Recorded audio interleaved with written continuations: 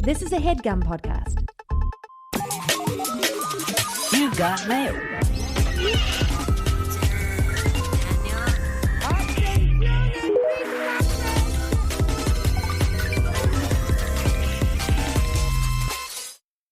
Hi, I'm Elise Morales. And I'm Millie Tamares. And this is Go Touch Grass, the podcast where we log in. so you can log off. Millie and I are two chronically online comedians, and on this pod, we break down the week in internet discourse, viral memes, TikTok trends, and niche influencer drama so that you can go do literally anything else with your time. And if you like what you hear today and want to hear more, we've got a Go Touch Grass Patreon already up and running with tons more content weekly. Access to our Discord community, which is popping, and our spin-off series, Search History, where we go back and break down a viral discourse from the past. This week, we just released Gatesgate, where we read portions of the White House Ethic Report on former Florida Congressman and renowned asshole Matt Gaetz. Yeah. Turns out, if you allegedly used campaign funds to pay for Molly, cocaine, underage sex workers through your homeboy seeking arrangement profile, you probably shouldn't be Attorney General. Who'da thunk? Who'da thunk? Who'da thunk? You can find out all of that information on our Patreon and see our whole back catalog. Yeah, and a big back catalog. we do. We both have a big back catalog. Latinas. Yeah, baby. And if you want to know every weird Mormon woman who maybe Posting through it, we have an episode. We have an episode about that. I think right now our $10 patrons are going to get to vote on our next search history, which I will be taking on. So, any ideas, any thoughts, any insights? Because last time I did makeup grifters. Yeah, I did Jeffree Star, Michaela Najero. But I put up a poll for either James Charles versus Tati Westbrook, which was a makeup influencer drama between two makeup influencers. Can't believe we haven't covered Hey Sister yet. No, and then I've also got the Numa guy, one of the first large viral videos. And then I thought the rise and fall of Vine. Given some of what we're going to talk about today, I thought the rise and fall of Vine would be an interesting topic. So those $10 patrons, you can go vote on which of those three will be our next search history. Yeah, those who ignore history tend to repeat it. Exactly. And guys, don't forget to leave us a 5-star rating and review.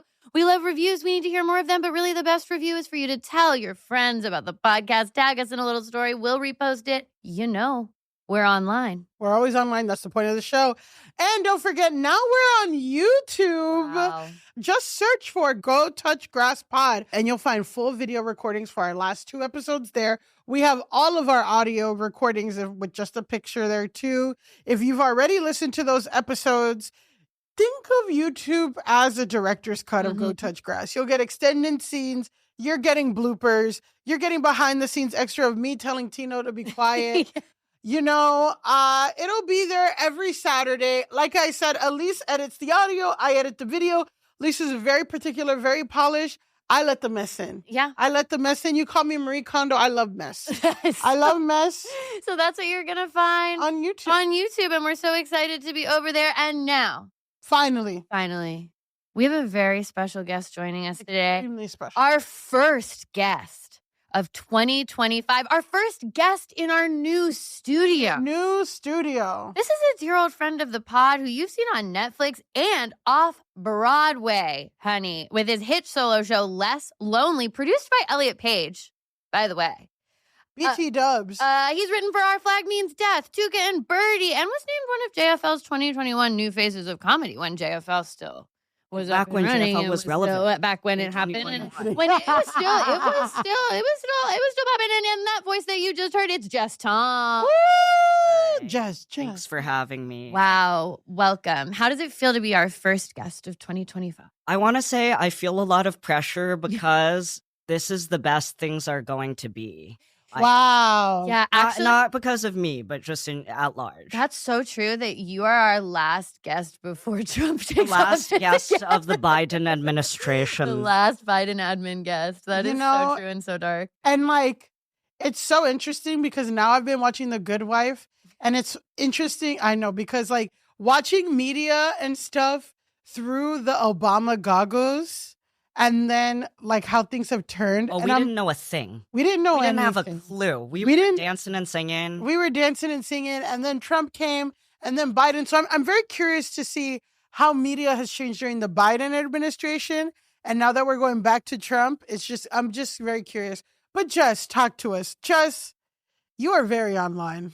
You're very online too, which makes you a perfect guest. Thank you. But you're in many niches that me and Elise aren't touching, and I'm curious to hear. Okay, yeah. I was thinking about this because I listened to a couple of episodes yesterday. Wow, and you're like, why am I That doing sets this? you apart. That sets you apart because people are like, what's a grasshole? Well, So- I literally realized, I was like, oh, I am terminally online, but I don't know like any of the stuff you're talking about. Like, I don't know what's going on. I'm not on TikTok. I don't know what's going on. Okay. So then I was like, oh my God, what am I looking at? No, Like, what am I exactly. spending 12 hours a day looking at? But the thing about the internet is that it's so vast Yes. that it's like you can be online and be given something completely different. So talk to us about your FYP, which is your For You pages. Like, what is the algorithm serving you? What's going on? You know what I realized, like really thinking about it, I was like, what am I looking at online? And I think it's porn. Wow. Okay, well Honestly, that's the most pure. that's the most That's pure the most thing. pure back to the internet's roots thing. Just the you could carnal, possibly- primal, the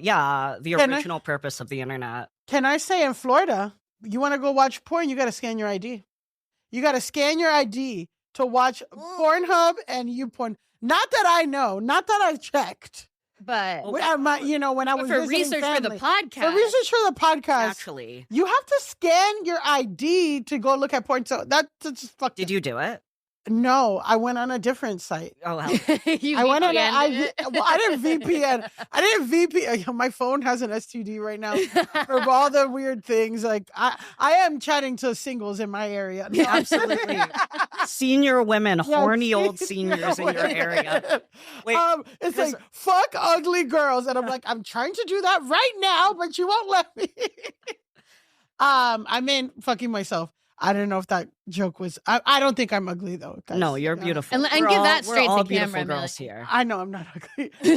That was the joke about it. Anyway, okay, so porn. Okay, Because I'm on. I've been trying to We're be gonna on get Blue kicked off Sky YouTube. these days. oh, Blue Skies. It's tough. And Blue Sky, it's tough. It's tough. And because it seems like there's like two niches like to getting big on Blue Sky, it's like either you're like you're like a white jacked gay guy posting Yeah. full on cock. Yeah. I've Or seen that. you're like a sassy Substack writer. Yeah, I like feel like those- it's that's what you can library be. content. Yes. It's a lot of like, get your Libby, like Yes. ways to hack a Libby to get Yes. the most audiobooks in one day or cock. It's very, very interesting. See, this is really gonna play into what we're talking about today because I am developing a theory that all of these like replacement social media sites, you can never replicate the other sites' risk. No. Like you can No. never like No. like we have Elon Musk fucked up Twitter. It's all fucked up now. It's not as good as what it once was. But none of these other girls who have come out here, Threads, Blue Sky, none of them have gotten They the don't magic got of it. There's no way to replace Rihanna going good luck booking that stage. You see. Exactly. There's no way. Yeah. Exactly. Well, no we'll one's get done it new. We'll get it different. And I did want to ask you, like, if you're ever in Asian American internet spaces and Twitter, because there is iconically, I don't know if this hit your thing, of the Asian American person. I think he was Korean American who got hypnosis to not like white men anymore. Oh, really? Oh, No, I don't know about that. And that sounds like something I should know. yeah, that's what. Wait, and where can I get that? Okay, well, I have to. No, send do you that. see the way I just I perked know. I'm up? like just. I was like, no, there's hope. guy. Like, Yeah, like, there's oh my hope for God. my life. Yeah, like he was I the can main do something. character. Yeah, Yeah, and what you're asking isn't for the video. What you're asking is for No, the no, the information of the service. of the The service. hypnotist Yeah. to get you. You're like, I need I'm that saying- thing, you know, where the hypnotist makes it so the cigarette turns into a worm every time you put it in your Yeah. mouth. yeah. I think the White guy got penis. that for white men because he's Yeah. like, I'm trying to decolonize Oh my my God. sex drive No, I was and not like white men anymore. And then of course he got roasted on Twitter for days. well, he um, shouldn't have said that publicly. Yeah. Well, and that's the conceit of the show. and we're glad that he did, but I do agree that at the end of the day, if you're getting hypnosis to not like white guys anymore, maybe you just maybe you just keep it in the group chat. Maybe you just tell your friends, hey, today's the day I'm getting my hypnosis.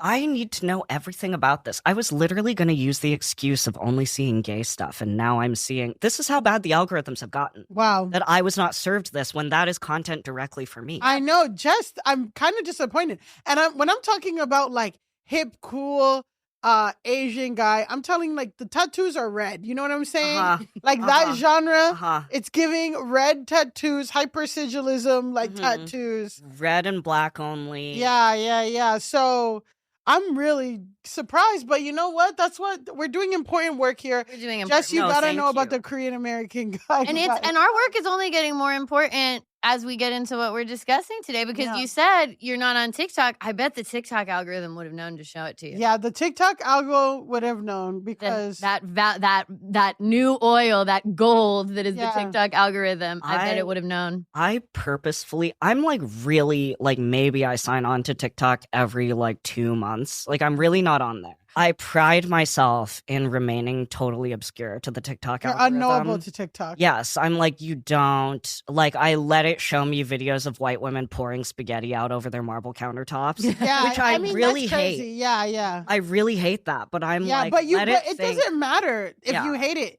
You'll watch it, and that's what TikTok is. They know that you'll watch the whole thing from the beginning to the end, and that's what everyone's afraid of. Well, that's what I say, is that it knows your shadow. It knows that you're going to watch the whole... Like, whether you hate it or not, it doesn't matter. Are you going to watch the whole thing? For me. You're going to watch the whole thing. You want to see, and you want to see if it stains. And honestly, spaghetti is... Because I'm seeing nachos on the marbled countertop. Wow, okay. It's feeling racialized. I'm seeing nachos. Listen, okay? Listen. Okay, we're going to get into like literally all of this, but I do want to ask you one more question about your work. Yeah. Before we dive. Get to know Jess, the artist. Get to know Jess's art. So we saw your solo show at the Cherry Lane Theater. I think was it the premiere?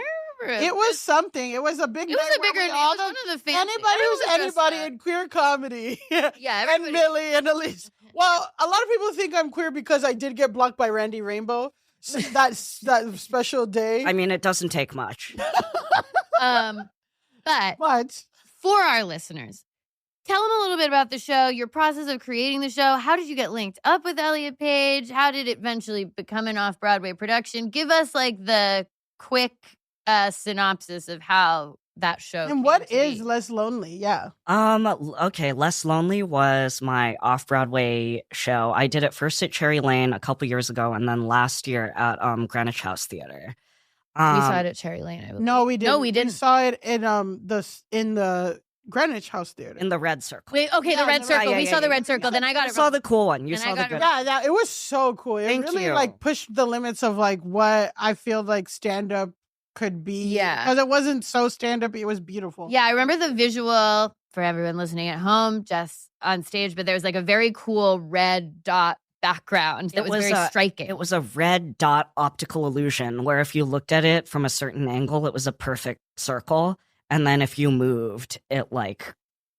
Yes. I don't know. And it did do stuff, and there was, because we smoked a little weed before we came to I'm not gonna not. There was a point where the dot was doing stuff, and I was like, am I too high?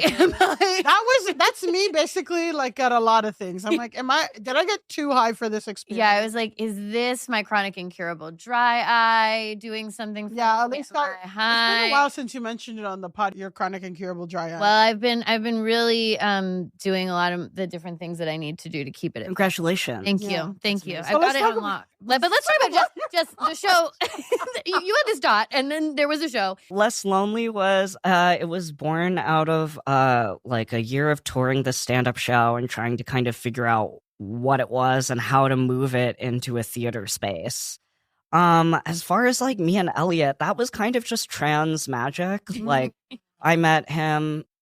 It was like before he transitioned, he was this celebrity who I've always looked up to my whole entire life. Yeah. And that was very distant and lived a really far away life from me. And then he transitioned and then we knew each other. Mm-hmm. And that's how it happened. It is kind of how it goes. Kind of reminds me of when I studied abroad in like a small city in Japan, and I would go out to a bar, and this girl's like, "Do you know Amber?" And Amber was like the only other Black woman in that whole town. But did you know her? But I did know her. Yes. Well, at first I was like, well, why would I know Amber? And I'm like, actually, like me and Amber are still friends. Actually, Amber and I are going to create a lifelong bond. Yeah. But it's exactly the thing of like, yeah. It was. Sure. Yeah, it was like, we met through Mae Martin after Mae Martin's show. Yeah, and I was trying to do something like I had seen Mae do, like I had seen like Hannah Gadsby do. I feel like it is very British, like UK, like they've... And it's Australian. Well, you know, the Commonwealth. The colonies. Exactly. Other colonized places. People who've got the queen on their money, now the king or whatever. They don't got the same shit we got. Yeah. You know what I mean? They don't got George Washington on their money. We have to edit that out for YouTube. I don't know the YouTube rules, but we will. They did take... We're blurry at the finger guns for YouTube. But yeah, I feel like not American stand-up plays more with the performance art aspect of stand-up. And so that was something I noticed just when I went to London in general and like did some comedy. So it's very interesting that you say that. Yeah. And you did Hannah Gadsby's Netflix series. Yeah. So everything's all coming Everything's all, it's like a red circle where you know, it's perfectly in one thing and then you move right and you're like, how do you not know about the Asian guy who got decolonized with the hypnotherapist? I've been too busy, obviously. Yeah. Thinking about my own work. Well, watching porn, actually.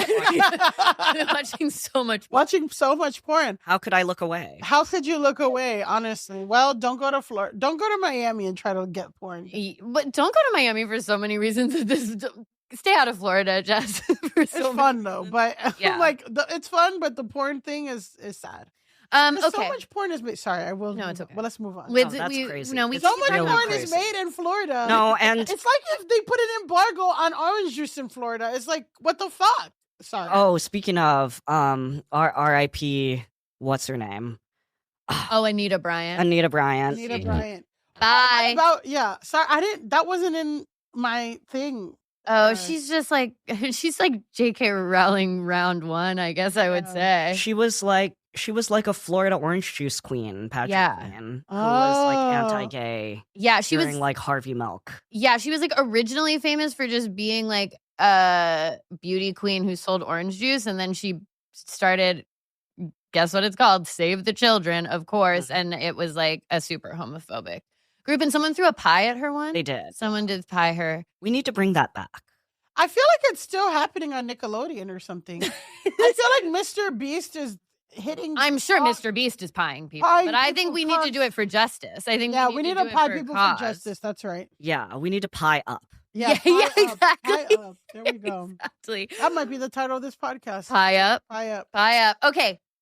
It's time for us to get into the discourse. Today's discourse, we're actually doing kind of a smaller discourse and then a longer TikTok segment because politics is TikTok and as we know. TikTok on the clock. But first, we need to kick things off with, basically we need to solve a problem that the internet's been trying to solve. And that issue was Demi Moore being a mean girl to Kylie Jenner at the Golden Globes?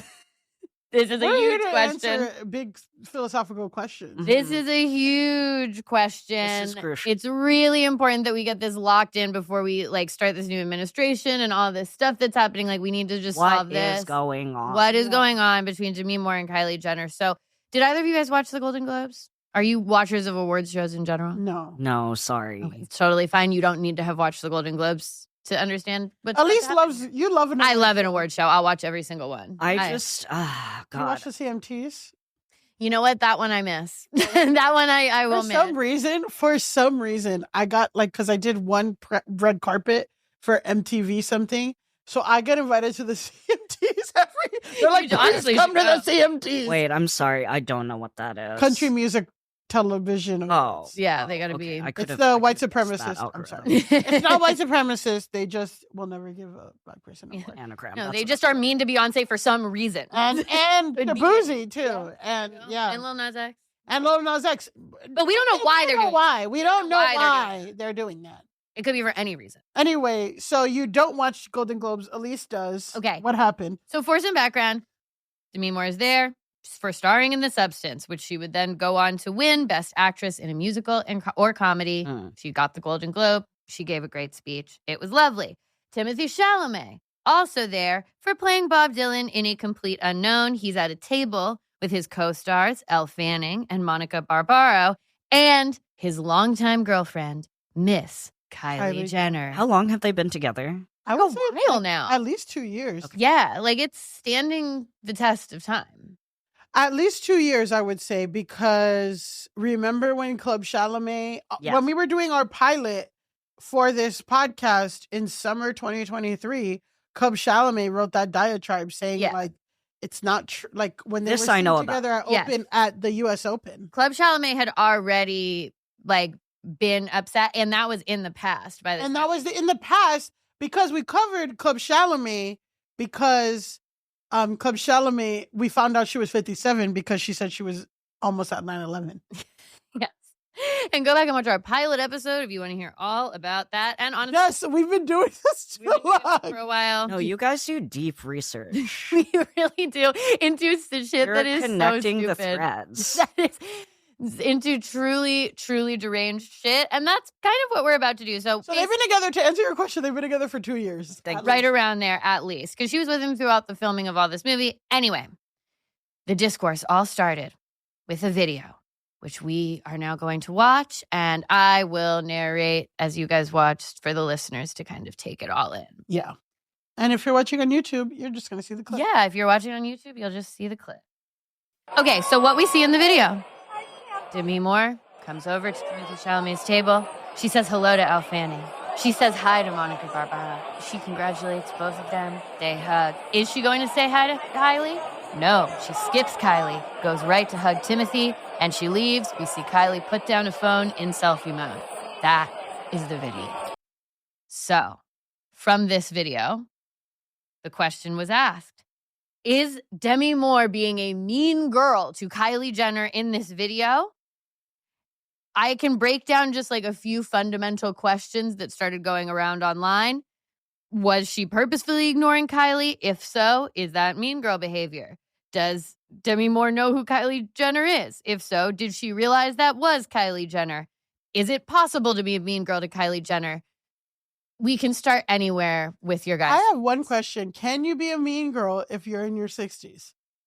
She's not in her 60s. She's 50 something. I don't think she's 60 though. Okay, I'm gonna look it up. Look it up. I'm gonna look it up right now.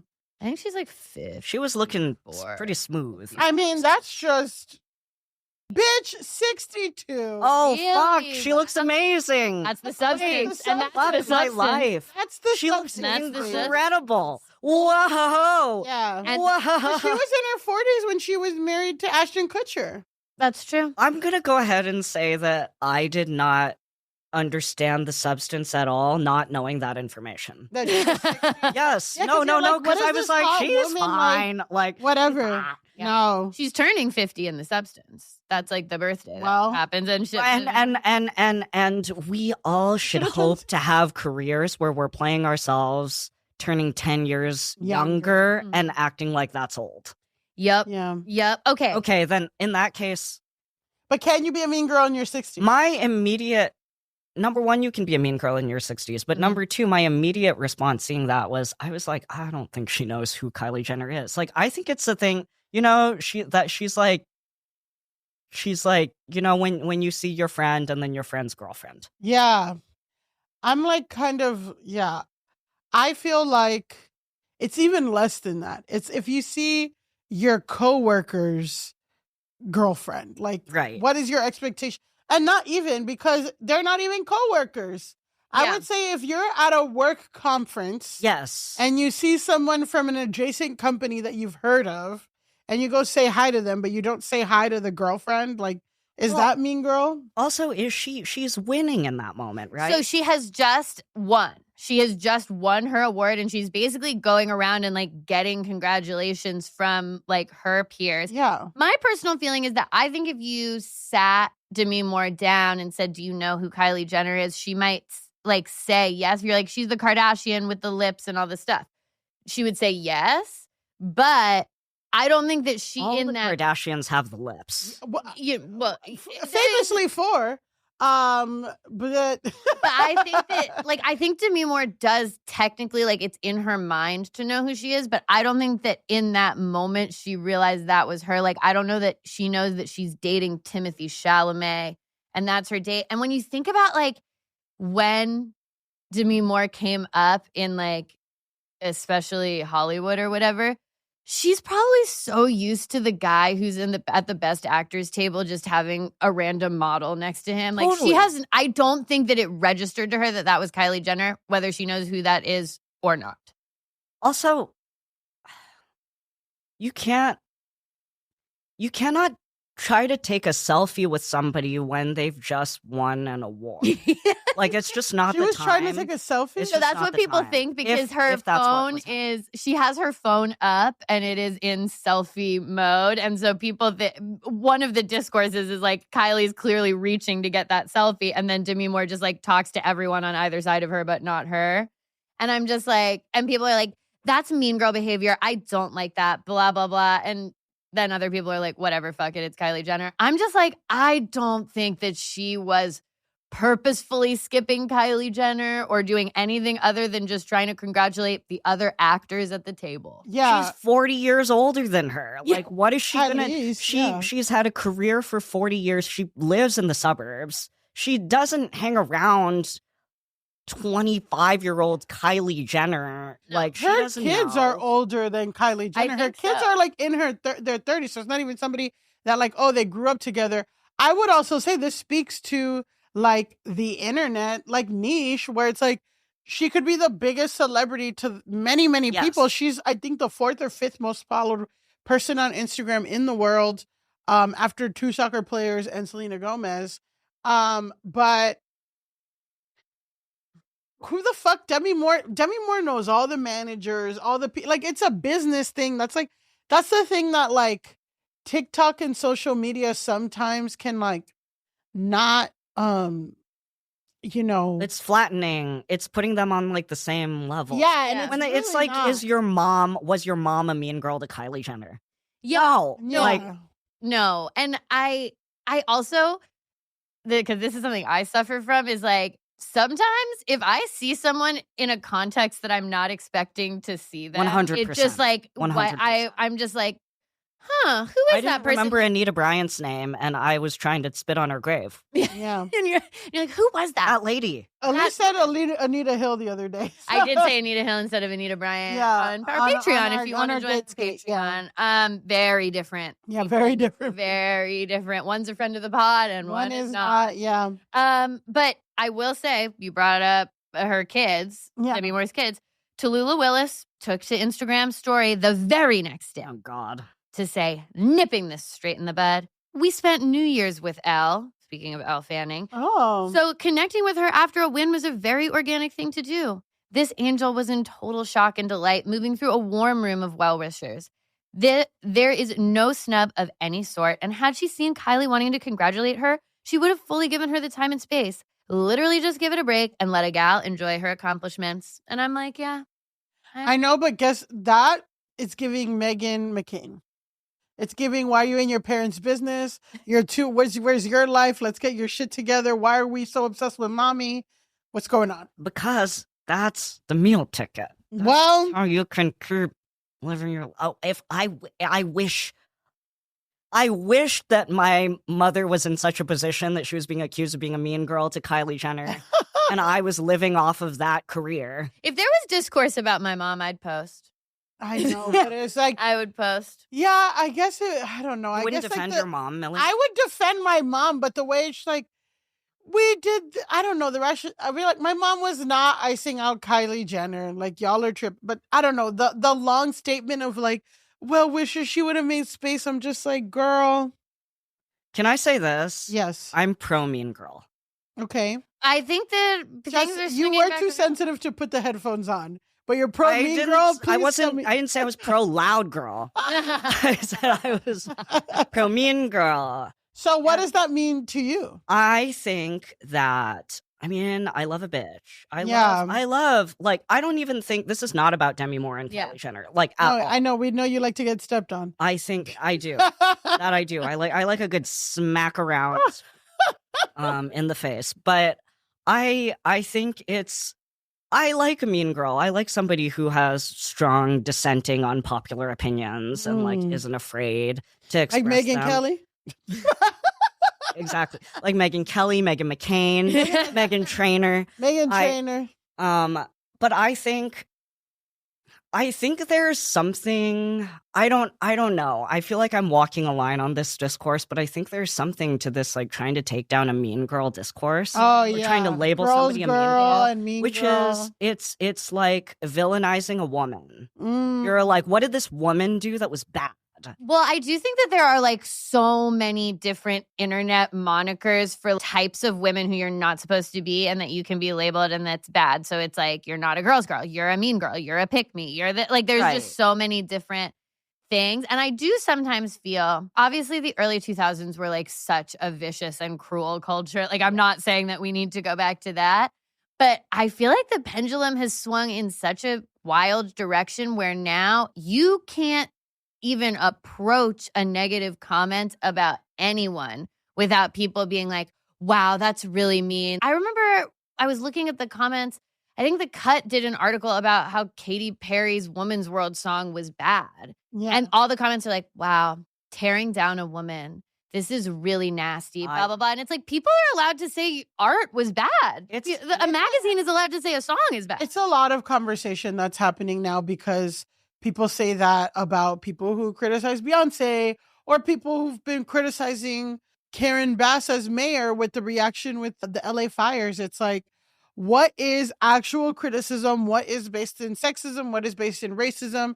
And also, like, what is a mean girl, right? Because, like, is it somebody who's, like, malicious and puts people down and all that stuff? Or is it someone who's just rude, direct, is not going to say hi to someone that she doesn't know? Like, it depends, like, and I think the definitions are all getting fucked up. Also, if somebody like, I feel like if somebody is mean, like for real, who cares? Like, don't be friends with that person. Like, that's not a crime. Yeah. Conflict is not abuse. Yeah. Conflict is not abuse. Famously, I read the cover of that book. Yeah. Well, inside you would have figured out about the guy who got hypnotized. Well, I feel like we solved it. Demi Moore is not a mean girl. Demi Moore is not. And if she was, it's okay. And if she was, it's okay.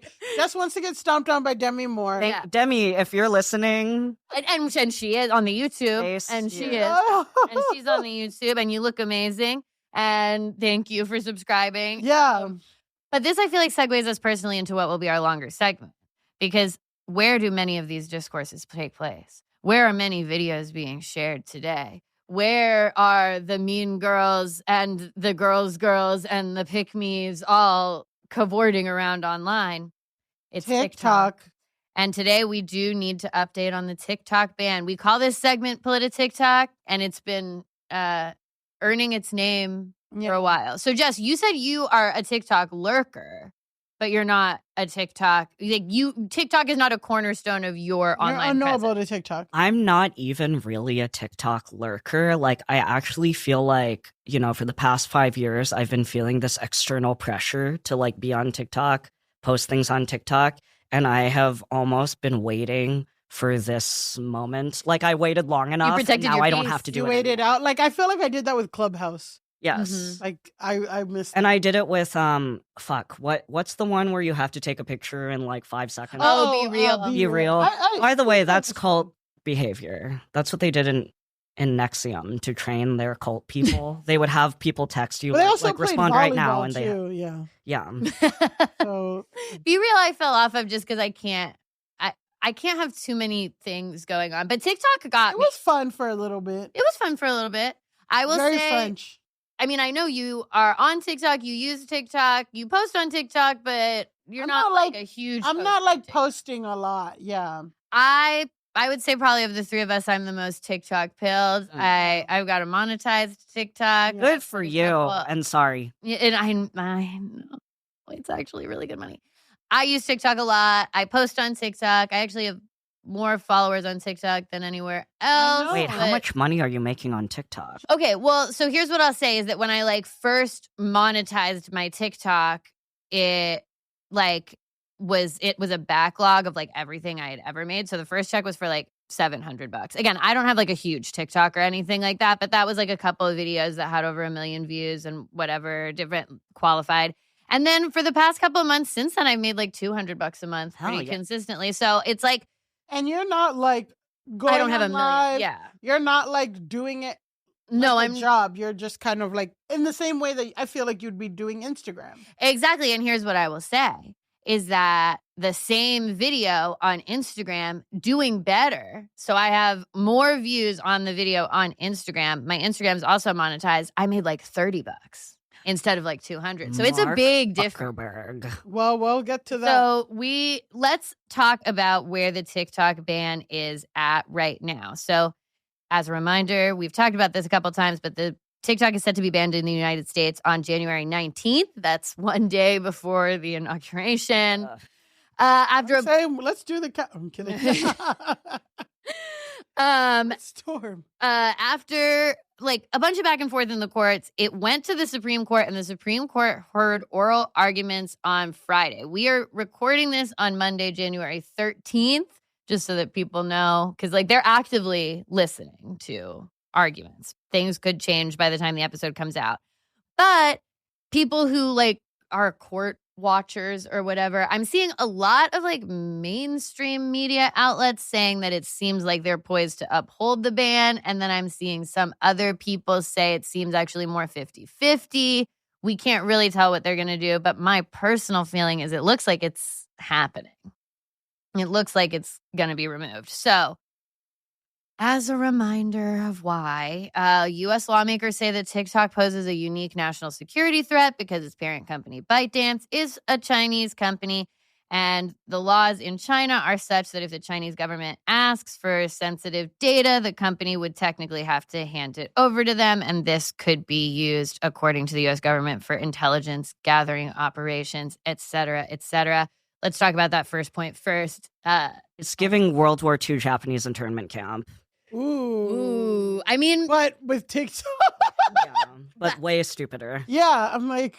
It does feel very, I mean, just to go back, I feel like there's that famous from the first TikTok hearings of that one senator who won't accept that the guy who owns TikTok is from Singapore and is just constantly being like, but you're Chinese. And he's like, Senator, I'm from Singapore. So you said today, as you often say, that you live in Singapore.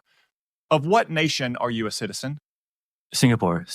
Are you a citizen of any other nation? No, Senator. Have you ever applied for Chinese citizenship? Senator, I served my nation in Singapore. No, I did not. Do you have a Singaporean passport? Yes, and I served my military for two and a half years in Singapore. Do you have any other passports from any other nations? No, Senator. Your wife is an American citizen. Your children are American citizens. That's correct. Have you ever applied for American citizenship? No, not yet. Okay. Have you ever been a member of the Chinese Communist Party? Senator, I'm Singaporean. No.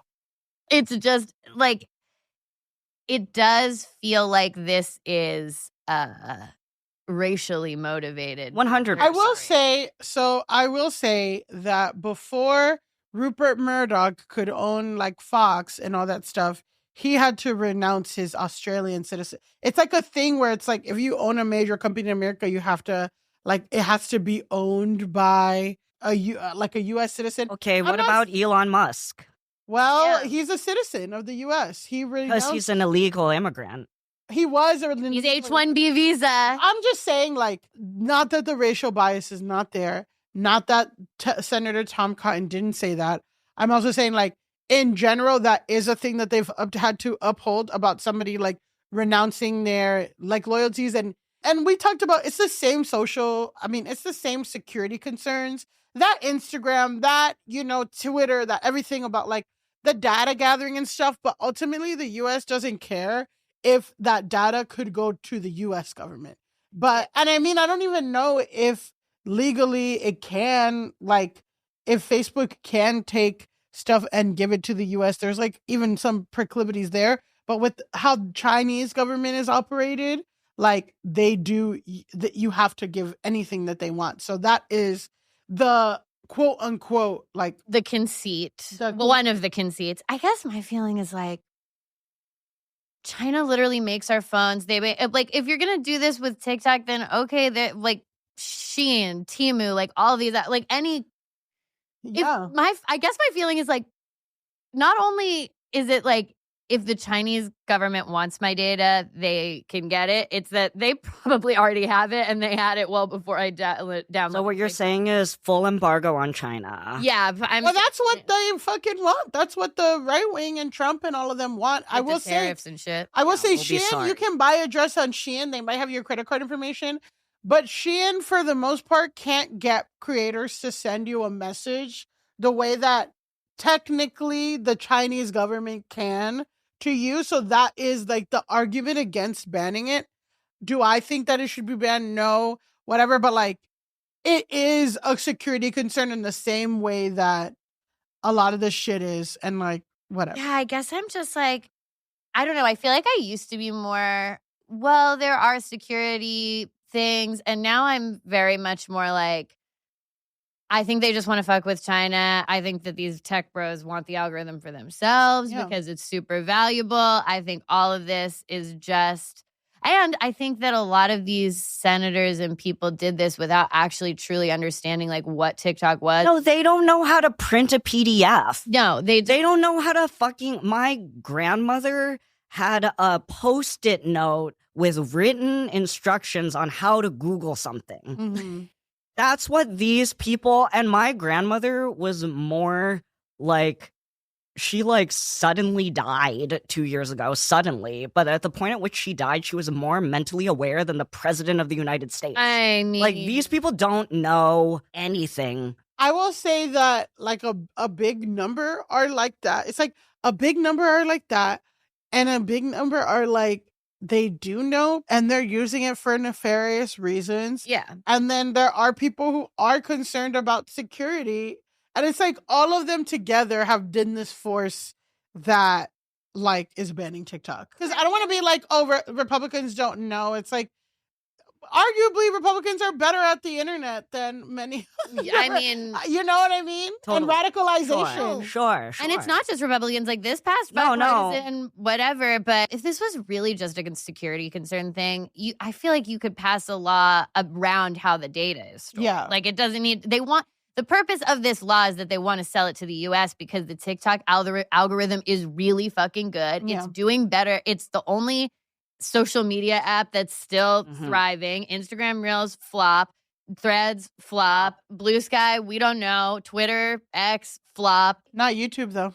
Not YouTube, and we love our YouTube subscribers, all 100. I'm so scared of YouTube. It's scary. But be scared. But it is like, I think that the real juice of this entire thing is that they just want the US to.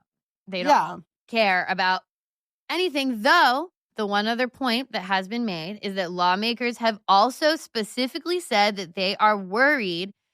They say that it's that TikTok's algorithm will fuel misinformation, but they have specifically pointed out pro-Palestinian content on the app. In an op-ed in November 2023, Republican Representative Mike Gallagher of Wisconsin wrote that the Chinese Communist Party was using TikTok to push an anti-Israel agenda. Oh, please. I know.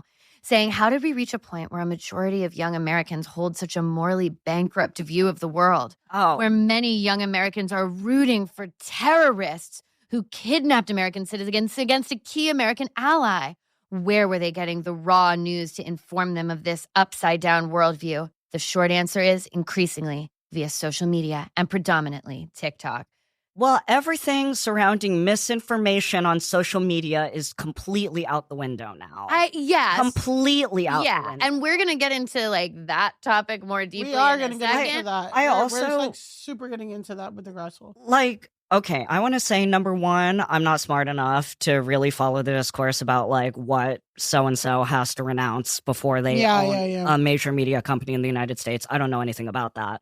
But what I do know is that buzzwords like security concerns are like what we use. Like that's propaganda to me. Yeah. That's what we use to justify anything, to justify locking up immigrants in cages. That's what you said is like the Japanese. That's what they said. They said security concerns that they were worried that these people were going to wire over information to the Emperor of Japan. Yeah. And I mean, obviously two very different things happening, but at the end of the day, like it's a discourse. Like it's a mode of discourse. It's crazy because the thing is, and what I'm trying to get at with like how I think about Republican talking points is that there is some legitimate concern at some root of it, but the answers are always wrong and inaccurate because the reality is they're talking about China pushing misinformation about the Palestine war. The reality is Russia pushed disinformation about United States politics on Facebook. They did the fucking coup in Burma. That was on Facebook. All these countries have been destabilized on Facebook. So it's like, is this a possibility that has happened in the past 10 years? Yes. Yes, you can watch the Channel 4 documentary about it. Pro Analytica. Oh, Cambridge Analytica. Cambridge Analytica. Yeah, there Cambridge we go. Analytica. There we go. Oh, gosh. You can watch that fucking shit. It's fucking scary. Real shit has happened.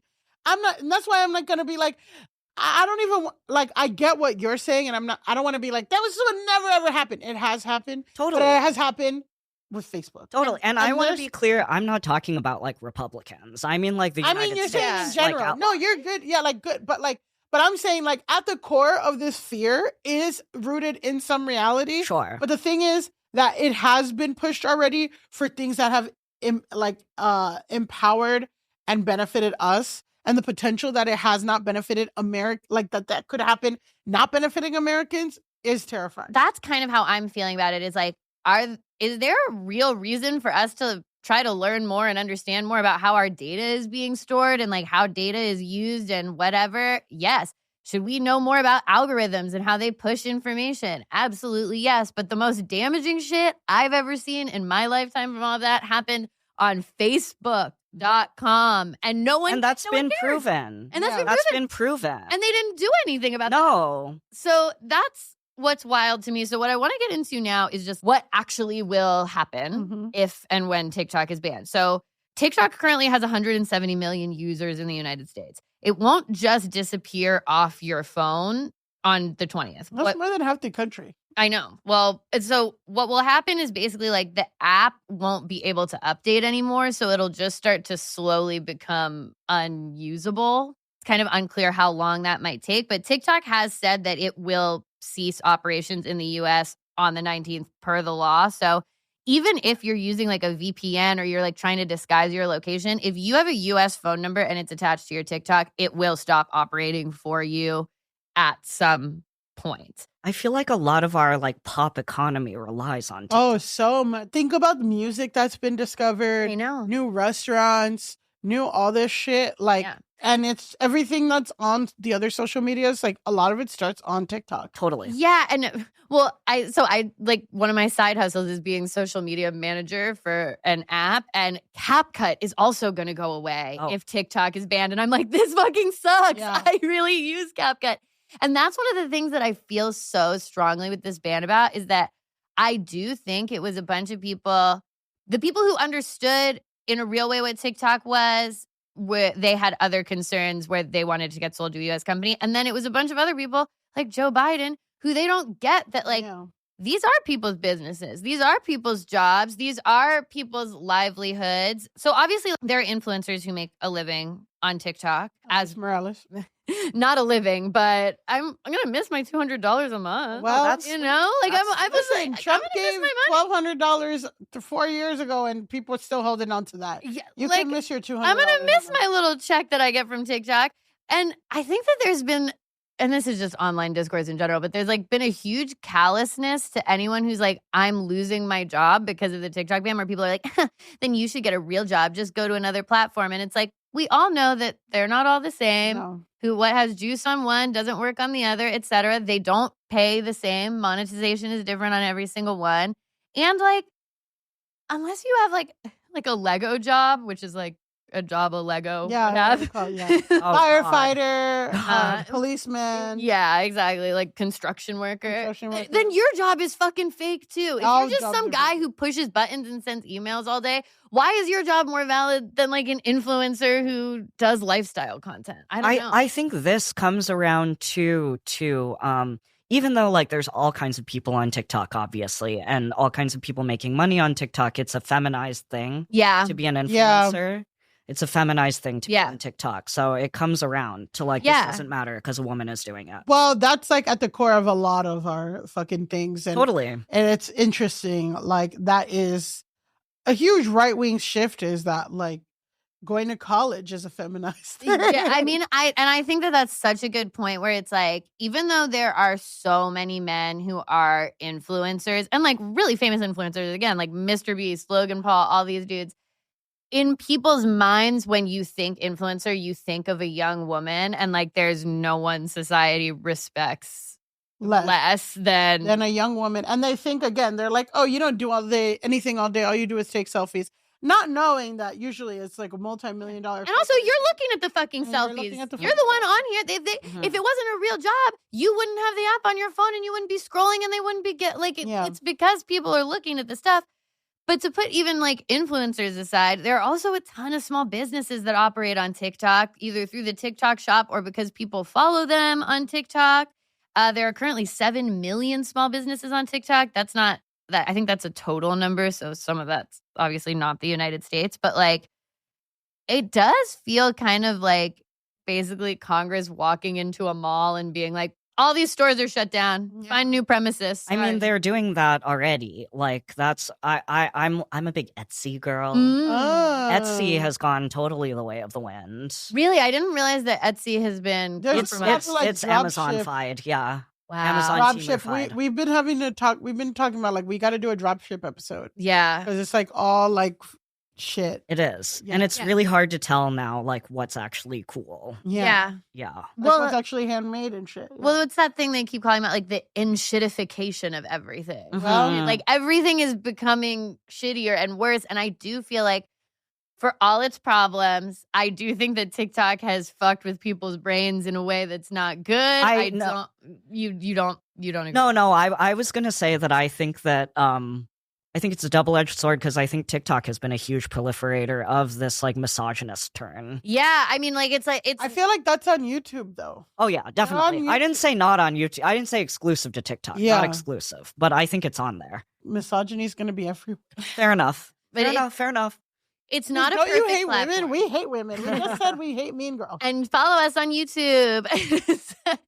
It's not a perfect platform by any means. And I'm not going to stand here and be like, TikTok's great. Everything I see on there is really good. And it's definitely made life better. But it does feel like one platform that's working still as it should. I will say that the moment that I engaged with the TikTok shop, I started getting an enormous amount of ads. Like every other thing that I looked at was an ad, and that did decrease the quality of the app. Oh, yeah. And I got on TikTok shop. I do have a countertop ice maker. I do have those tights that look like skin that are fleece lined. Mm-hmm. I have a bunch of bullshit from TikTok. So I can't say, he without sin cast the first stone. I will say, though, I think that this is really, it's too fucking bad in a moment in our country's history where democracy is under attack and all these people... From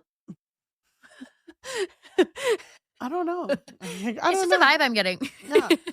it's just one of those things. And even like the COVID, there's a lot of books and stuff that are saying that this country has systematically pushed people to think that government can't solve any society problems. That should all be run by like free market and all that shit. And then, so that's why that was a big reason why people were distrustful of the COVID vaccine, because they've never experienced anything like that. We've talked about this a bunch, and people have this cynical view of government, which, government can do really great things. It has done, but we have the most malicious, punitive Matt Gaetz motherfuckers axing the government any type of way. And then the things that do get passed, like the promises they make about minimum wage or single payer health care, never happen. But then you have them banning TikTok and them fucking, you gotta scan your ID for porn. I'm sorry. But like these things that fucking fuck us up and make life worse get passed immediately. Don't say gay. Let's ban the books. Blah, blah, blah. And then like, what is that going to do to this generation? There's one trans person in Congress. Like, we have to change the bathroom rules. Like, that is what that happens. They can get that done, but like nothing that affects the life of anybody. Well, and there are things, and this is why I said like the right is good at the internet, because they'll push every little shitty accomplishment they do, while like things that actually, whatever, even incremental small things that like are compromises that do in turn kind of help are not being publicized. And then what's being publicized is, again, this failure or like this ban, which, I'm just like, how are you going to tell a young person to vote if you're not even, if we don't have like a major political player on the left that's like, hey guys, like this is fucked up. At least saying that. I mean, I do think that there's an element of like that they don't like that like a leftist dialogue happens on TikTok, because as we've talked about, Republicans actually don't care if the far right gets into power, so they're happy to help them. Democrats don't want the far left to get into power. No, they're stopping it. Stopping it actively. So it's like people are always like, why don't we have a left-wing Joe Rogan or this person? It's like, because the Democrats don't want that. Republicans actually don't care if the most far right person possible is extremely successful and dominates But the Democrats will try harder to stop someone from the far left from getting in power than they will someone from the far right. Absolutely. I mean, that's just what's happening, literally. In their head, they're like, oh, well, the person from the far right is so crazy that they'll see us, the center, and be like, well, at least it's not this crazy guy. But the thing is, and that has been proven not to work over and over and over again. If you don't have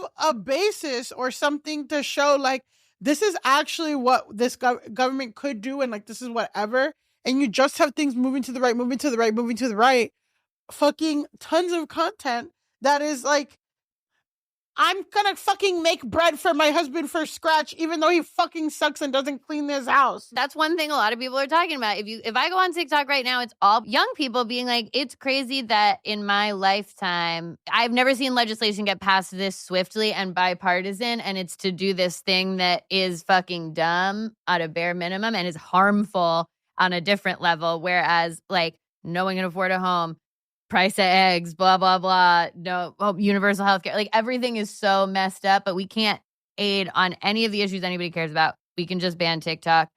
So here's probably the overarching question, and maybe by the time this episode comes out, we'll know. Can TikTok still be saved? SCOTUS could technically decide to strike down the ban, though it does not. The court watchers are not getting that vibe. Yeah, let's put all our fucking eggs in the Supreme Court basket. But SCOTUS could also decide to punt the decision down the road to give the Trump administration time to do something. Trump has now said that he wants to save TikTok.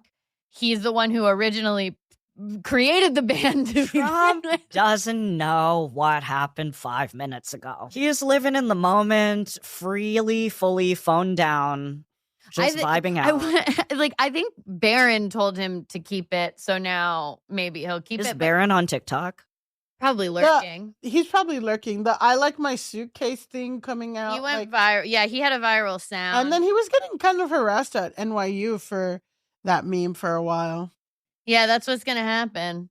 That's what's going to happen when you're Donald Trump's son and you're 6'9" and you're at NYU. Can I say something? I'm kidding. At least sends me to the hypnosis. Like, you cannot find Barron Trump attractive. I didn't say that. We did. It was a joke. It was a joke. This is a comedy podcast. Yeah. A comedy podcast first. You know and how a math podcast last. Yes. You know how, like, honestly, how many people abuse, like, it was a joke. It was satire. No one knows what satire is on the internet anymore. No, and that's okay. This is my personal beef about TikTok. Purely personal, not governmental whatsoever. I don't think it should be legislated around whatsoever. But I think that no one understands what a joke is on TikTok. No. I saw a TikTok recently that was like, it was like a gym guy. I'm getting all these gym bulking content lately because I'm bulking. I wonder why. I don't know if you can tell. I do naturally have the body of Ariana Grande. Which one? It was which body? The black one? The Latino one, the Asian one, or the white one? Galinda. I think Galinda. Ariana. No, Korean Ariana. Korean Ariana. But I did like that. I mean, I liked all the. I don't like Seven Rings. I love Ariana. Anyway. Yeah. Anyway. But okay, so it was a video of a guy in the gym, and the caption was like safety tips for when you max out lifting like a barbell. And the joke was that over and over again, he would like have this barbell that was quote unquote too heavy, and then he would like lift it up and like do all this crazy shit with it. So the joke is that like that's not what you do. Yeah. But it was neither funny nor clear enough for me to even really tell it was a joke. And I actually was like, is this how you get out of this? No. Like, I was like, someone's going to hurt themselves because this is not funny enough to tell that it's a joke. This is a big topic on the podcast. We had this thing because somebody wrote an anonymous letter to remember that podcast about work where somebody's my employee wants, I asked my employee to come in for a quarterly meeting at 8 a.m. and they said no because they had a workout class. And I think that's kind of bullshit. And like Gen Z employees kind of suck. That was like the anonymous letter. And then some guy on TikTok wrote like, I had my workout class already booked and I'm going to lose money. I was the employee. I was the employee in this thing and all this stuff. It went viral. And then the woman who hosted the podcast got all these like death threats and stuff. Corporate Natalie, yes. Basically, the guy was like, sorry, it was satire. And it's like, there has to be a joke. This is the thing we talk about it's a skit culture where it's like. It was a skit. It was a skit. It was a direct-to-camera lie that was. Yeah, just him saying, I was this employee. And it's like, that's not a skit. That's not a joke. There has to be a joke. But even when there is a joke. The jokes aren't very good. The jokes are bad, yeah. But also, even when there is a joke and the joke is good, it is not always recognized by the TikTok commenters. I will say I have a video of myself performing a character. The character is titled Girl on Love is Blind Who Doesn't Know She's Talking to Her Dad. I am on a stage. Oh, I love that one. I love that. Thank you. Anyway, I'm on a stage. The location is tagged Upright Citizens Brigade Theater, New York. People are laughing, not to toot my own horn, but there's some laughter happening. It was your husband. It's just Danny going, ha-ha. And it's like a laugh track that I have of him. But anyway. Wow, husband's laugh track is a really sad. Let me tell you what it's like to be a straight woman dating. That's a comedian, okay? It's hard, okay? First of all, if a guy wants to go out with you, not smart enough to get your joke, they're going to need a laugh track. They're going to need a laugh track. But even with the laugh track, here's what I'll say is that I was getting comments of people going, is this real? And then someone responds, I think she's at a comedy club. And then she goes, oh, the laughter in the background was throwing me off. I thought the laughter was the dad. I'm like, I don't know how to help with this. The media illiteracy meeting the regular illiteracy. Yeah. It's hard. It's showing dark times. But we're here to combat that. We're here to combat that. We're here to keep you media literate and regular literate. But what I will say also is that as bad as it is in the TikTok comments, Instagram Reels comments are the bottom of the barrel.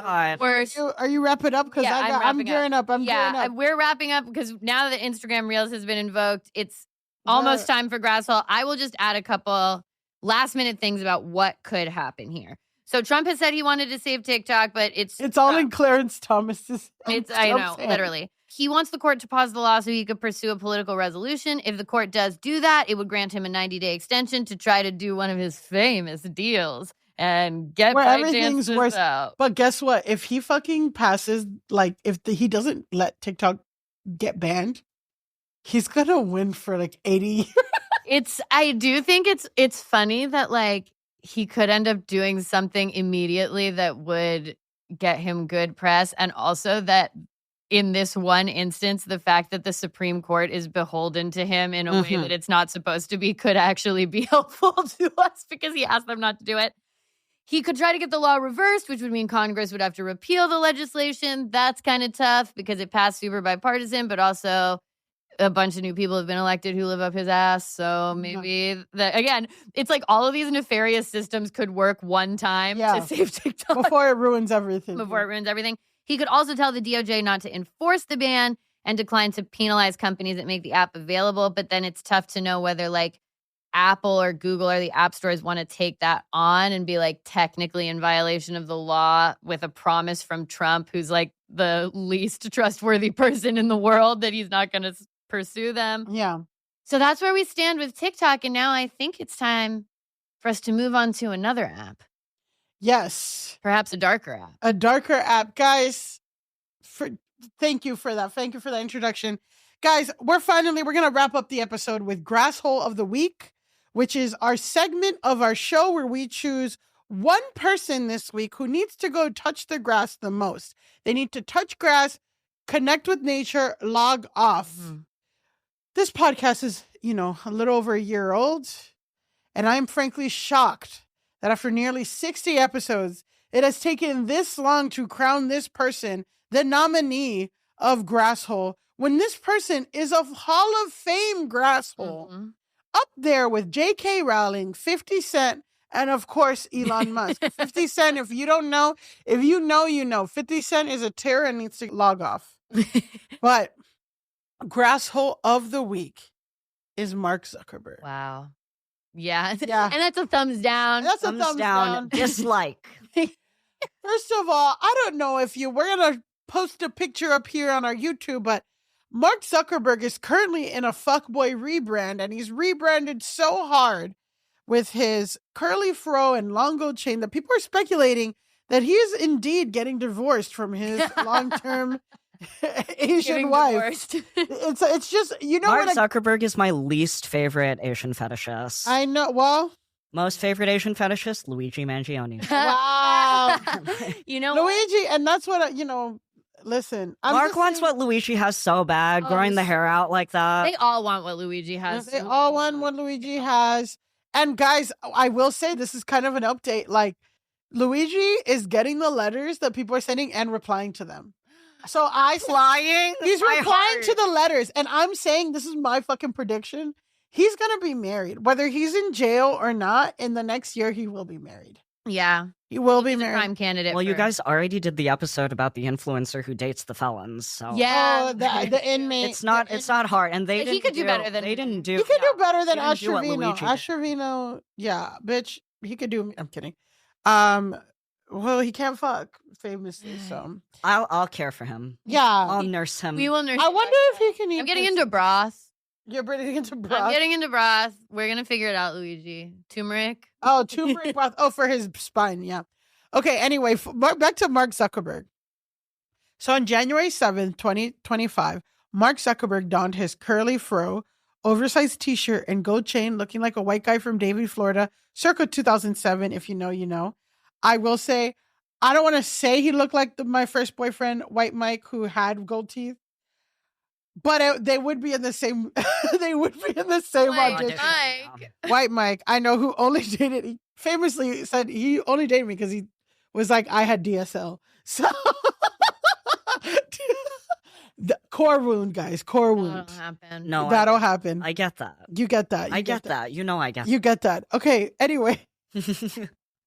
Well, I'm going to take that out of the video. And that's Mark Zuckerberg. Yeah, God forbid White Mike should hear.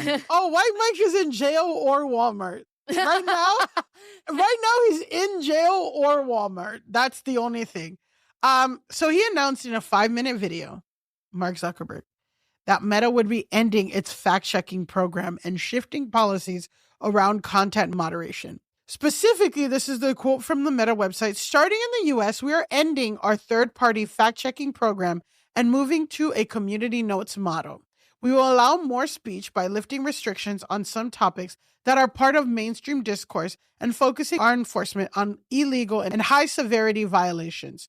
We will take a more personalized approach to political content so that people who want to see more of it on their feeds can. Zuckerberg, who once touted the importance of companies' moderation efforts, echoed that worldview last Tuesday, when he said that times had changed and the new shift would, quote, reduce censorship and, quote, restore free expression. A message that was quickly embraced by some Republican pundits and politicians. Two researchers who have both studied moderation efforts and platforms, it's the most recent move towards a freewheeling, unbridled social media environment where what's real and what isn't will become blurred. Along with getting rid of fact checkers, Meta will remove restrictions around topics that have fueled recent political culture wars, including immigration, issues around trans people and gender. Announcing the policies on Fox News, Meta Chief Global Affairs Officer Joel Kaplan said the company had been too restrictive. And a close reading of the updated policies reveals that Meta now explicitly allows users to call each other mentally ill based on their gender identity or sexual orientation, among other changes. So I went on, and this is the timeline that GLAAD provided, because GLAAD made a whole fucking statement about the thing. And last week, these were the timelines of Meta's anti-LGBTQ actions. On Friday, the New York Times reported that there will no longer be any Meta teams devoted to diversity, equity, and inclusion, goals for hiring women and minorities, nor a diversity preference for working with outside minority-owned supplier businesses. On Friday, 404 Media reported that Meta deleted trans and non-binary themes on Messenger. On Thursday, The Intercept and Platformer leaked excerpts from new training models for now allowable content, which include dehumanizing attacks on LGBTQ people and many other marginalized groups. In the material, Meta states that the T slur is no longer a designated slur. Specifically that slur. Yeah. And examples in the training materials for content moderators include trans people are mentally ill and a trans person isn't a he or she, it's an it. Like, those are examples of things that can pass. On Thursday, 404 Media reported that among LGBTQ and ally employees, the changes, quote, have sparked widespread backlash at the company, obviously. It was really fucking bad last week. So bad that here's a statement from the GLAAD social media safety program. Quote, with these changes, Meta and Mark Zuckerberg are now not only permitting and encouraging, but engaging in anti-LGBTQ hate speech by intentionally employing an anti-LGBTQ language, transgenderism, in the company's own hate speech policy and instituting new policies permitting anti-LGBTQ slurs, specifically the T word. They're not even putting an asterisk on that. They're just like letting that all in there, like even their training materials. This is a complete break with best practices in content moderation and squarely moved the company into the territory of Truth Social and other extreme right-wing platforms that are unsafe for youth and advertisers. Platforms that encourage anti-LGBTQ hate and violence and other strains of general extremist rhetoric. People asked Donald Trump, do you think that he's doing this in response to threats that you've made to Facebook and Meta in the past? And Trump replied, probably. I do love just when it's like people ask Donald Trump and I'm like, well, whatever happens next is going to be either like the craziest lie you've ever heard or the most succinct. Yeah, probably. Yeah. Researchers and advocacy groups framed Zuckerberg's announcement as a political capitulation to the incoming president, the most recent in a series of changes at Meta that they say reflect a willing submission before Trump takes office. Speaking of submission, Zuckerberg is on the most famous MMA fighters podcast, The Joe Rogan Experience. Last Friday, Zuck appeared in that same fuckboy uniform on The Joe Rogan Experience and on the podcast said that it's getting rid of its DEI efforts and, was trying to disprove that conservative accounts were never unfairly censored. Zuckerberg painted a picture of the Biden administration officials berating Facebook staff during requests to remove certain content from the social media platforms. Specifically, Mark said, quote, anything that said vaccine had side effects, quote, would get like them in trouble. But in my analysis, right, it's just saying like the government was asking for Facebook to not spread vaccine misinformation because there was very popular misinformation being spread, specifically that if you're around somebody who was vaccinated, then it'll shed and you can get sick. It's and like you can never have kids. That's like one of the crazy theories. Anyway, on Rogan's show, Zuckerberg said that the administration asked Facebook to remove from its platform a meme that showed actor like Leonardo DiCaprio pointing at a TV screen advertising a class action lawsuit for people who took the COVID vaccine. They're like, no, this is Mark Zuckerberg quote. They're like, no, you have to take that down, Zuckerberg said, adding, quote, we said, no, we're not gonna take down humor and satire. We're not gonna take down things that are true. What's the humor? Okay, yeah. So is it humor and satire or is it true? Yeah, I'm like, what is the humor and satire of that? Of Leonardo DiCaprio posting at the TV saying something about a class action lawsuit? I guess I'd have to see the meme. Yeah, maybe we'd see it and we laugh so hard. We're like, it's a catch me if you can meme, but it's like Leonardo pointing at TV, and then it's like you're gonna get a class action lawsuit but it's like there is no class action lawsuit, so it's not true, confusing. And it's not fucking funny. Also, is this the meeting where he said like workplaces are being feminized? Yes. Was like, yes. Yeah. When this beta cuck. Okay, the thing that I cannot handle is our whole country being run by beta cucks. Yeah, and fucking cucks. And not funny ones like you. No, just pathetic. I'm the cucky. Yeah, okay. You're alpha and you're bulking. Yeah. Okay, Miss. I'm not alpha. I'm the one. I'm the wife getting. Isn't there another designation? Are you the waifu? Because then Mark Zuckerberg might wanna listen. If Mark Zuckerberg and I cross paths, you'll beat his ass and he'll like it. He would be salivating. Yeah, but you see, and if you want to watch the porn for that, it's banned in Florida. You have to show your ID in Florida. Isn't there another designation that's like a Sigma? Yes. What is a Sigma? What is a Sigma? Sigma's like a lone wolf. It's not like alpha. You're not like alpha because you're not popular. Okay. But you do your own. So a Sigma is like a school shooter? Yes. No, yes. And then a beta? You take power into your own hands in your own way. Wow. Okay. My favorite, we are so off topic, but we will get back. But my favorite is that they found an attempted school shooter in Florida, and this guy wrote this whole like crazy ass manifesto. But at the end, he was like, the only thing that can stop me from committing this horrible act is an Asian woman will show me love. Leave Asian women out of it. Leave them alone. Leave us alone. I was thinking about the fucking Asian incel shooter the other day. Oh, which one? The one, the Santa Barbara guy. Yeah. Oh, well, he was so pissed that like he should be. Yeah, it's crazy. Anyway, put a pin in Asian incel shooter. We'll have to bring Jess back for that one. Yeah, we'll bring Jess after Jess has watched the hypnosis guy. That is, I need to do the formative research before I can come back and speak on this. Anyway, that Leonardo DiCaprio meme was included in evidence in an amicus brief filed by congressional Republicans in a case that made it to the Supreme Court in 2023. Quote, this is from Mark Zuckerberg. Basically, these people from the Biden administration would call up our team and just scream at them and curse, Zuckerberg told the podcast host and comedian Joe Rogan. It just got to the point where we were like, we're not going to do that. In the case, the amicus brief case, which included Louisiana, Missouri, and several Facebook users who had posts removed or downgraded, sought to bar government officials from communicating with social media companies. The Supreme Court ultimately threw out that lawsuit in a 6-3 ruling, saying in part that there was plenty of evidence of platforms moderating content without government intervention before that. In fact, Amy Coney Barrett was like, better find out what Amy Coney Barrett thinks. Yeah, exactly. I want to read the book from her Haitian adopted kids. Oh, God. Exactly. Oh, God. I didn't know that. You didn't know she had Haitian adopted kids? Well, there you go. No. The thing is that some Republicans are celebrating it, but a lot of Republicans are shitting on Mark Zuckerberg. There was a Fox News segment that basically they were like, oh, is the Biden administration calling you and cursing? You weak ass. So it's like... That was my reaction, not to be like a Fox News host, but I was like, oh no, they called you and they yelled at you?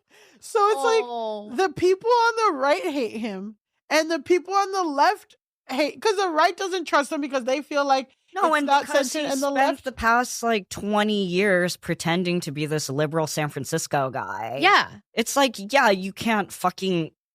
You're a fucking cuck. And everybody can tell you're a fucking little nerd that everybody wants to beat up. Yeah. That's your whole thing. And that you're desperate to be cool and be liked. So, I mean, that's what all of this signals to me is like, it's just masks off for like where the culture has shifted, because when it was quote unquote cool to be more liberal, to lib out and be more liberal leaning and to be standing up to Trump and to be saying blah, blah, blah. He was just wearing that sequin tiger shirt with his wife the other day. Yeah, but that was the last ditch effort. That was and then Esther's like, you gotta go, dude. But now Priscilla. Why did I say Esther? Racist. I'm racist.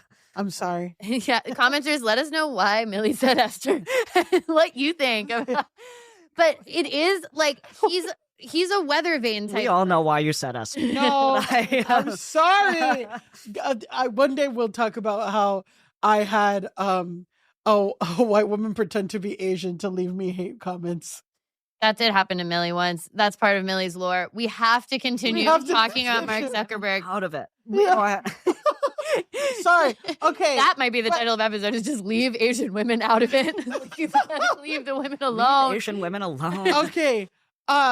But Mark Zuckerberg is a weather vane. All these guys are weather vanes. They're all trying to lean into it's crazy. They're all trying to lean into like this masculine, like the shirts are so oversized. It's like this chain thing. He's trying to do this thing. He looks pathetic. He looks like pre-Taylor Swift Travis Kelce. No, he doesn't. Travis Kelce was hot. He's hot. Travis Kelce had the black girlfriend effect, and now he's having the white girlfriend glow down. Now he's like, he used to look like a fine-ass white, #white chocolate, and now he's looking like a fucking sheriff. I'm seeing how White Mike happened now. Well, White Mike, he had the Riz. I was sad that he told everyone that he only dated me for DSLs, because that was really like, I was teenage boys will say cruel things, yeah. And they're ruling the culture now. That's what. And they're ruling the culture. To get it back to what we're talking about is like there has been this perceived rightward shift in culture and norms or whatever, and these tech guys are going masks off about it, and it's to the detriment of everybody. It's fucking ridiculous that Facebook is like, we're going less on our content moderation. And I'm like, you started a genocide in Myanmar. Yeah. What are you talking about? And also, like, they're like, we want to make it free for everybody. It's like, you could check like the top 10 posts or something on Facebook at any given moment. And probably for the past like 2 or 3 years, like the top 10 were always like Tucker Carlson, Ben Shapiro, blah, blah, blah. Like, they just said that they're going to start releasing AI accounts. Yes. On Facebook and There's Instagram. already So AI it's just accounts. going to be like all AIs and like your uncle calling each other faggot. yeah. Yeah, it's just going to be transphobic bots talking to each other, and then your uncle every once in a while being like, yeah. Yeah, sharing like an AI image of Jesus. Mhm. And with crabs. And tits. with tits. And just as a trans person who's probably also mentally ill, how do you feel about Wow. Wow. how do Those you are feel separate, about though. that? Diagnosis has It's not come in. correlation is not causation, okay? But I'm just asking. Millie, can you prescribe me meds? Because I need. Listen, my little Medicaid therapist or psychiatrist forgot to add the extra 5 milligrams of the Lexapro, and it was an issue. I've been hearing that. I've been hearing that. No, if somebody is saying some shit about me on Facebook, they better be saying this transsexual has ADHD. Well, so you feel good about the correlation. Like, somebody tell me what's wrong with me. Okay. I need a diagnosis. Saying that AI needs to be better help. Mm-hmm. And actually, like, if we're going to get AI accounts calling us mentally ill, then back it up with a prescription. Exactly. Let's get AI to prescribe me Adderall. Yeah. Then we're talking. Then I will collect my thoughts and answer this question. Yeah. You know, and this is kind of like a criticism, a true criticism of American culture and society, is that the greatest minds of our generation, of our culture, of innovation and thought are not solving society's problems. They're just trying to sell us more shit. And if they leaned into solving society's problems, then just could be called any kind of slur, but also get your prescription too. I would have the focus to focus on something else. Yes. And it wouldn't bother me. It would be water off a duck's back. I would be producing over here. Yeah, you wouldn't even be able to hear it because you would be so focused on your work and your art. Making my little... I was going to say I'd be cutting stand-up clips, but I guess I wouldn't post them anywhere. You post them on... Well, you got to post them on YouTube Shorts. On Instagram Reels. Yeah. So everything that we talked about is all interconnected. The right-wing shift that's happening on Meta is coincidentally coming at a time when obviously Trump isn't president, but also that TikTok is going down, and he's trying to... Mark Zuckerberg is trying to absolve this idea of people that are leaving. But I'm like, isn't TikTok mostly women anyway? Like, just anyway. But there's a lot of speculation that Mark is doing this right-wing turn, and also Elon is famously Elon Bezos, and Elon's done like $200 million to Trump. Mark Zuckerberg at least donated at least $1 million, and Bezos too donated $1 million to Trump's campaign. But it's also that the speculation is that Mark is doing this right-wing shift, all this at the time, so that TikTok can go away and Instagram Reels can take over as the sole kind of social media thing. Or in hopes that they get to buy. Or they get to buy. They want to buy TikTok. They've wanted to buy TikTok for a long time. They want it so bad. They want it so bad. So to round off this segment, I want to shout out at Alana Vizzoni for being a grass hero. We have a grass hole, which is someone who needs to log off because they did something stupid, and a grass hero who's just really speaking for the people. And they're posting perfectly. And they're posting and they're perfectly. using their presence for good. So let's watch the video and then we can round it out. The funniest thing about the TikTok ban is that Mark Zuckerberg just like continues to show us how he's like the biggest, fattest loser ever. He's just like a weenie. He's a major weenie. He's like the kid in high school, like the trust fund kid that everyone hates because he's an asshole. And he keeps like bribing people to be friends with him by like having parties at his house and stuff like that. And like, no one likes you at the end of the day. Like, let's look at his track record. He stole the idea for Facebook. So the idea was sound. The idea was awesome. He stole it. And within 5 years of it being so awesome and cool, because that idea was not his, under his, lead, made it the lamest place ever.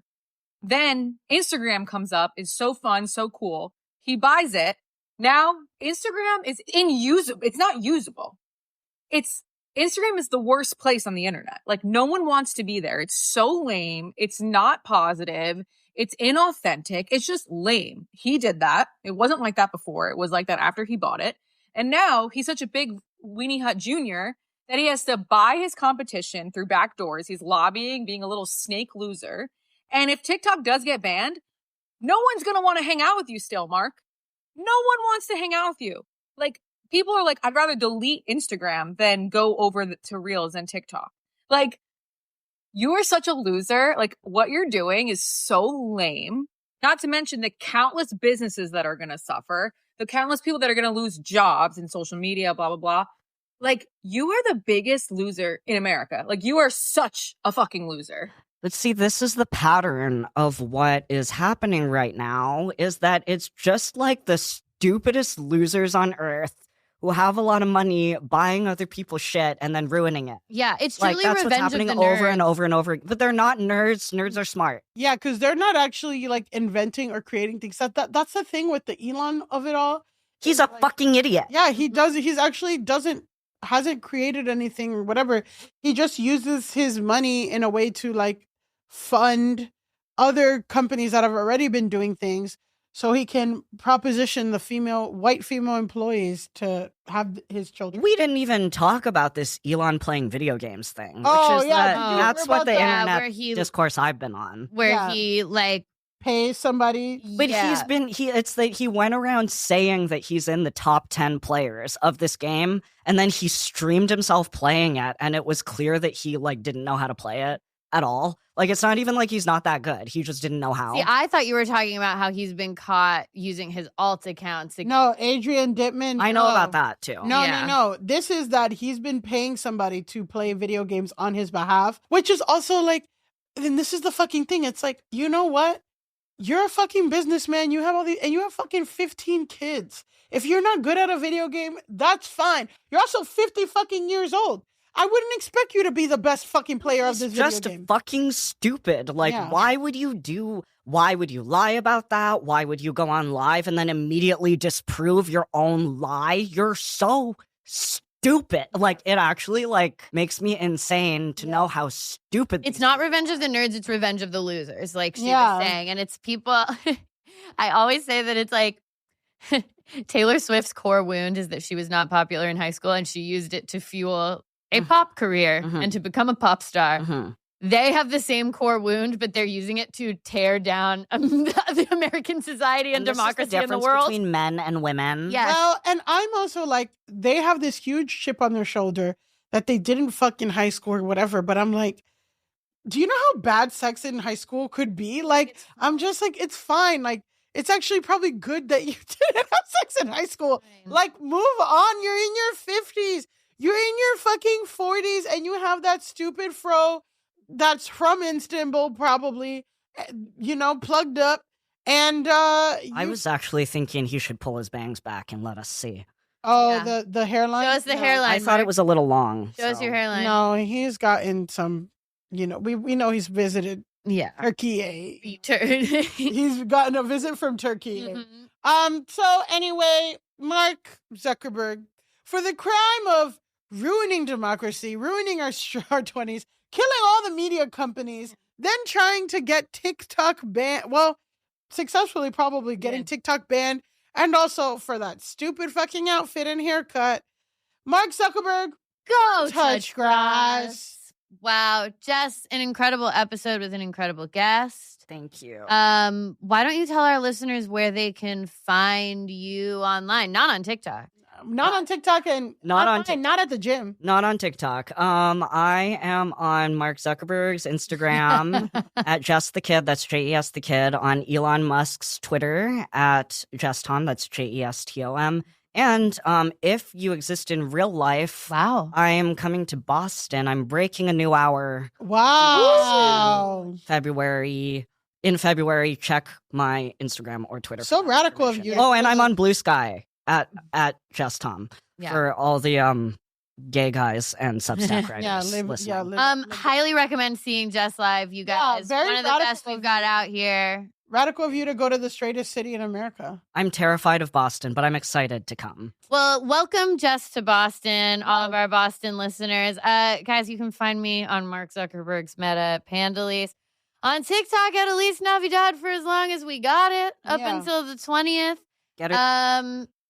I'm on Blue Sky, but I have never posted anything there. So I do have to get that Etsy witch to give me a success spell. We do. I remembered that. I'm sorry. I have to pull. That was sorry, but we're behind on the Etsy witch situation. We will get that, but you can follow this podcast at Go Touch Grass Pod on everything. Yes, and you can follow me at Millie_Tamaris on Mark Zuckerberg's Meta and on TikTok for the week that it's still alive. And you can follow me on Blue Sky at Millie Tamaris and on Twitter at Millie Tamaris, aka Lactose Intolerant. I feel like that's what. Follow us on YouTube. Subscribe to the YouTube. Follow us on YouTube. Our YouTube's on our link tree. We're there, guys. We need your subscription. Yeah, especially with everything that we've talked about. And until next time, go touch grass. That was a HeadGum podcast. Hi guys, I'm Ego Wodem. Check out my new show, Thanks Dad, now on HeadGum. I was raised by a single mom and I don't have a relationship with my dad. And spoiler, I don't think I'm ever going to have one with him because he's dead. But I promise you that's okay, because on my new podcast, I sit down with father figures like Bill Burr, Kenan Thompson, Adam Pally, Hassan Minhaj, Tim Meadows, Andy Cohen, and many, many more. I get to ask them the questions I've always wanted to ask a dad, like, How do I know if the guy I'm dating is the one? Or how can I change the oil in my car? Can you even show me that? Or better yet, can you help me perfect my jump shot? I am so bad at basketball. Oh my gosh. Maybe I'm bad at basketball because I don't have a dad. But subscribe to Thanks Dad on Spotify, Apple Podcasts, Pocket Casts, or wherever you get your podcasts. New episodes drop every Monday.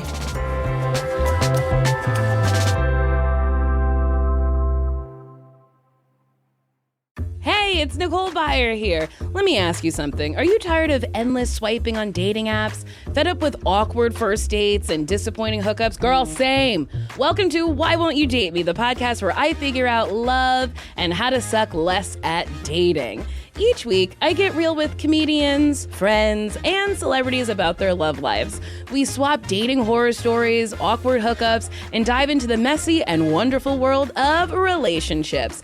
I've chatted with amazing guests like Conan O'Brien, Whitney Cummings, Sarah Silverman, Trixie Mattel, Tiffany Haddish, and so many more. So whether you're single, mingling, or booed up, there's something in it for everyone. Tune into Why Won't You Date Me with me, Nicole Byer, and discover insights that might just save you from your next dating disaster. Listen and subscribe on Apple Podcasts, Spotify, or wherever you get your podcasts. And catch full video episodes on YouTube. New episodes drop every Friday.